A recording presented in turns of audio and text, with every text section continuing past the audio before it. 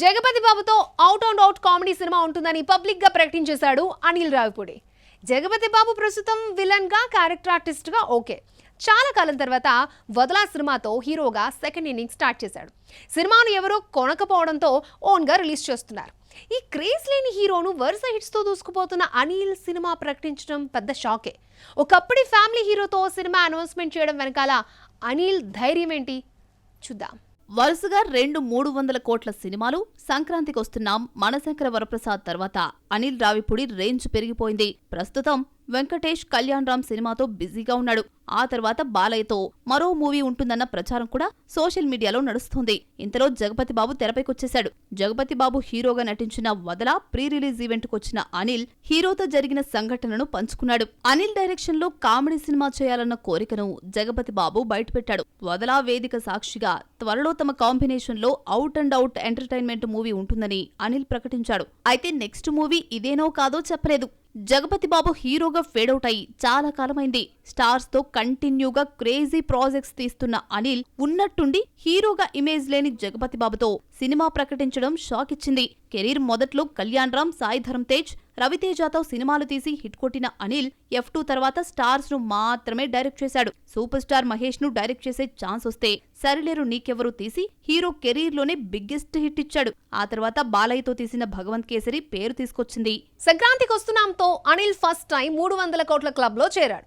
ఫ్లాపుల్లో ఉన్న చిరంజీవికి మనశంకర వరప్రసాద్ తో కెరియర్ లోనే బిగ్గెస్ట్ హిట్ ఇచ్చాడు. కలిసి వచ్చిన వెంకీతో 5వ సినిమా తీస్తున్నాడు.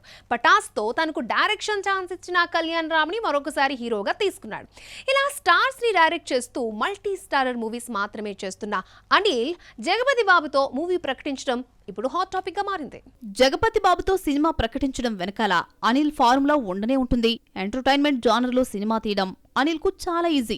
ఇది కూడా అదే జానర్ అని ఆల్రెడీ ఈవెంట్ లో చెప్పేశాడు. అయితే ఈ మధ్య కాలంలో అనిల్ మల్టీ స్టారర్ అనే కొత్త జానర్ లో నడుస్తున్నాడు. ఈ లెక్కన జగపతి బాబుతో పాటు మరో హీరో ఉండడం ఖాయం.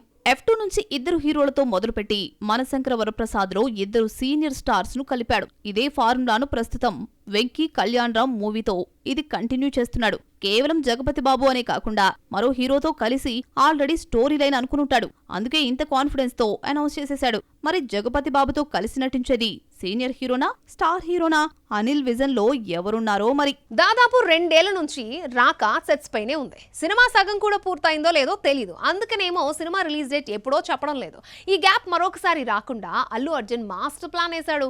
విరామం లేకుండా సినిమాలు చేసేయడానికి డైరెక్టర్స్ ని లైన్ లో పెట్టేశాడు. ఆల్రెడీ లోకేష్ కనగరాజ్ డైరెక్షన్ లో సినిమా ప్రకటించగా బన్నీని డైరెక్ట్ చేయబోయే మరొక దర్శకుడు ఎవరో తెలిసిందే. పాన్ ఇండియా హిట్ పుష్ప 2 తర్వాత అల్లు అర్జున్ మారిపోయాడు. పుష్ప 2ను బ్లాక్ బస్టర్ హిట్ చేసింది తెలుగు డైరెక్టర్ అయినా ప్రస్తుతం స్టైలిష్ స్టార్ కు తెలుగు డైరెక్టర్స్ నచ్చడం లేదు. క్రేజ్ తెచ్చింది పాన్ ఇండియా హీరోను చేసింది మనవాళ్లైతే బన్నీ మాత్రం ఆరవ మలయాళ దర్శకులే కావాలంటున్నాడు. పుష్ప 2 సెట్స్ పై ఉండగానే త్రివిక్రమ్ దర్శకత్వంలో సినిమా ప్రకటించినా క్యాన్సిల్ చేసి మరి అట్లీ డైరెక్షన్ లో రాకా మూవీలో నటిస్తున్నాడు. స్టైలిష్ స్టార్ మనసు ప్రస్తుతం super hero, super man, Shaktimaan చుట్టూ తిరుగుతోంది. మలయాళంలో మిన్నల్ మురళి వంటి స్క్రీన్ ప్లే బేస్డ్ హిట్ ను సొంతం చేసుకున్న బాసిల్ జోసెఫ్ బన్నీతో శక్తిమాన్ ను డైరెక్ట్ చేస్తున్నాడన్న వార్త కొన్ని నెలల నుంచి హాట్ టాపిక్ గా మారింది. అల్లు శిరీష్ పెళ్లికి బాసిల్ హాజరు కావడంతో ఈ కాంబినేషన్ లో సినిమాను సోషల్ మీడియా ఫిక్స్ చేసింది. బాసిల్ రీసెంట్ గా పెట్టిన పోస్ట్ తో బన్నీతో సినిమా కన్ఫర్మ్ అయినట్టే.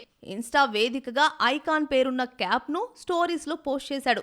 ఐకాన్ కింద స్టార్ గుర్తు ఉండడమే కాదు, బ్యాక్ డ్రాప్ గా రింగా రింగా సాంగ్ ను పెట్టాడు. ఇదంతా చూస్తే ఐకాన్ స్టార్ ను డైరెక్ట్ చేసే ఛాన్స్ కొట్టేశాడంటూ బాసిల్ నెటిజన్లు కంగ్రాట్స్ చెప్తున్నారు. బాసిల్ డైరెక్టరే కాదు, యాక్టర్ కూడా. టొవినో థామస్, బాసిల్ జోసెఫ్ లీడ్ రోల్స్ లో నటించిన అతిరాడి ఆ మధ్య రిలీజ్ అయి సక్సెస్ అయింది. చిత్ర దర్శకుడు అరుణ్ అనిరుధన్ మాట్లాడుతూ బాసిల్ డైరెక్ట్ చేసే నెక్స్ట్ మూవీ శక్తిమాన్ కథకు వర్క్ చేస్తున్నామని, అయితే బాసిల్ ఇంతవరకు బన్నీకి శక్తిమాన్ కథ గురించి చెప్పలేదని క్లారిటీ ఇచ్చాడు. బాసిల్ సినిమాకు లైన్ క్లియర్ అయినా బన్నీ డేట్స్ ఇచ్చేలోగా డైరెక్టర్ మరొక మూవీ తీసేసి వచ్చేయచ్చు.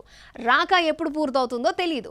ఆల్రెడీ లోకేష్ కనగరాజ్ లైన్ లో ఉన్నాడు. లోకేష్ మూవీ తర్వాతే బాసిల్ సినిమాలో జాయిన్ అవుతాడా, లేదంటే 2 సినిమాల షూటింగ్స్ ఒకేసారి జరుగుతాయా చూద్దాం. రాక పూర్తయిన తర్వాత మరో తమిళ తంబి లోకేష్ కనకరాజ్ దర్శకత్వంలో బన్నీ నటిస్తున్నాడు. కూలీ ఫ్లాప్ తర్వాత చాలా మంది స్టార్స్ లోకేష్ ను పక్కన పెడితే బన్నీ గ్రీన్ సిగ్నల్ ఇవ్వడం షాక్ ఇచ్చింది. డీసీ మూవీతో హీరోగా మారిన లోకేష్ మరి ఎప్పుడు కథ రెడీ చేసుకున్నాడో గానీ సైలెంట్ గా బన్నీతో ఓకే చేయించుకున్నాడు. అల్లు అర్జున్ ఇంకో 4-5 ఏళ్ల వరకు తెలుగు డైరెక్టర్స్ తో వర్క్ చేసే ఛాన్సే లేదు. పుష్ప 2 రిలీజ్ తర్వాత అల్లు అర్జున్ 2 సార్లు ముంబై వెళ్లి భారీ చిత్రాల దర్శకుడు సంజయ్ లీలా బన్సాలీని కలిశాడు. ఈ ఇద్దరి కాంబో సినిమా ఉంటుందన్న ప్రచారం 2 ఏళ్లుగా నడుస్తున్నా ఈ ప్రాజెక్ట్ ఎందుకో ఆలస్యమవుతుంది. సంజయ్ ప్రస్తుతం రణ్బీర్ అలియాతో లవ్ వార్ తీస్తున్నాడు. బన్నీ మళ్లీ తెలుగు డైరెక్టర్స్ తో పని చేయాల్సి వస్తే అది పుష్ప 3నే అవుతుందేమో. అయితే సుకుమార్ ప్రస్తుతం రామ్ చరణ్ సినిమాకు కథ రెడీ చేసే పనిలో ఉన్నాడు. ఇంకో 2 ఏళ్ల వరకు లెక్కల మాస్టారు ఒకవైపే రామ్ చరణ్ వైపే చూస్తాడు. పుష్ప 3 కథ రాయాల్సి వస్తే పుష్ప 2ని మించాలి కాబట్టి కథ చెప్పడానికే 2 ఏళ్లు తీసుకుంటున్నాడు. జననాయకన్ ఈసారి రిలీజ్ డేట్ తో వచ్చేసింది. తమిళనాడులో సోలోగా రిలీజ్ అవుతున్న తెలుగులో యంగ్ హీరోకు గట్టి పోటీ ఇస్తోంది. ప్రతిసారి సోలోగా వద్దామనుకున్న యంగ్ హీరోకు ఏదో ఒక రూపంలో డబ్బింగ్ మూవీ దెబ్బ కొడుతోంది. ఇంతకీ దళపతి విజయ్ తో దిగుతున్న ఆ కుర్ర హీరో ఎవరో చూద్దామా. కిరణ్ అబ్బవరం ప్రతి సినిమా రిలీజ్ కు సరైన ముహూర్తం కుదరటం లేదు. ప్రతిసారి సోలోగా వద్దామని డేట్ ఫిక్స్ చేస్తే అదే రోజు డబ్బింగ్ మూవీ రిలీజ్ కావటం కామన్ అయిపోయింది. కే ర్యాంప్ విషయంలో ఇదే జరిగింది. ఈసారి ఎలాంటి కాంపిటీషన్ లేకుండా చెన్నై లవ్ స్టోరీ వస్తోంది.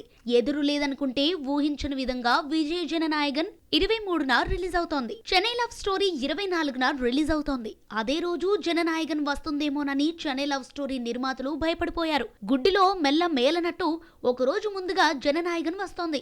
కంటెంట్ ఉన్న సినిమాను ప్రేక్షకులు ఆదరిస్తారన్న నమ్మకంతో తమ సినిమాను పోస్ట్ పోన్ చేయటం లేదని ముందుగా అనుకున్నట్టే 24నే వస్తున్నట్టు కిరణ్ అబ్బవరం క్లారిటీ ఇచ్చాడు. భగవంత్ కేసరి తమిళ రీమేక్ గా జననాయకన్ రూపొందింది. తెలుగు ఆడియన్స్ ఆల్రెడీ చూసిన సినిమానే మళ్లీ చూస్తారా అన్న క్వశ్చన్ వెంటాడుతోంది. అయితే విజయ్ గత సినిమాలు తెలుగులో 15 నుండి 20 కోట్లు రాబట్టాయి. తమిళనాడు సీఎం అయ్యాక క్రేజ్ మరింత పెరిగింది.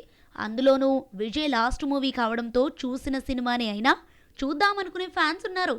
ఇవన్నీ మంచి ఓపెనింగ్స్ తీసుకొచ్చే ఛాన్స్ ఉంది. జననాయకన్ ఒకరోజు ముందుగా 23నే థియేటర్స్ లోకి రావడంతో ఆ ప్రభావం 24న వచ్చే చెన్నై లవ్ స్టోరీపై పెద్దగా పడదు. ఒకే రోజు వస్తే మాత్రం జననాయకన్ ఎక్కువ థియేటర్స్ లో రిలీజ్ అయ్యేది. చెన్నై లవ్ స్టోరీకి కావలసినన్ని థియేటర్స్ దొరికేవి కావు. ఒక రోజు గ్యాప్ రావడంతో ఇదొక పెద్ద ప్రాబ్లం గా కనిపించడం లేదు. Hollywood visual wonder the Odyssey Indian box office ని దోచుకుంటోంది. ప్రీ బుకింగ్స్ చూస్తుంటే ఇండియాలో అత్యధిక వసూలు రాబట్టిన హాలీవుడ్ సినిమాలు టాప్ 10లో ఒకటిగా నిలవడం గ్యారంటీ. బుకింగ్స్ ఫ్లో చూస్తుంటే టాప్ 5కి చేరినా ఆశ్చర్యపడక్కర్లేదు. ఈ మధ్య కాలంలో ఏ హాలీవుడ్ మూవీకి లేనంతగా ఈ సినిమాకి ఎందుకంత క్రేజ్ వచ్చిందో చూద్దాం. Crazy director Christopher Nolan direct చేసిన ది ఒడిసీ ఎప్పుడొస్తుందా అని హాలీవుడ్ మూవీ లవర్స్ ఎదురు చూశారు.